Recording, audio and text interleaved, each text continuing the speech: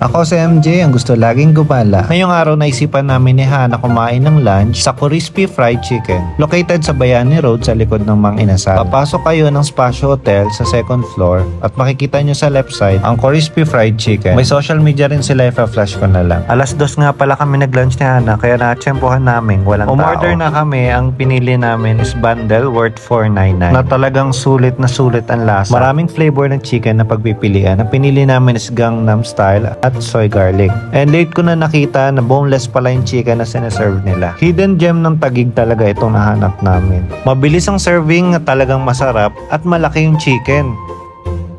Kain po tayo.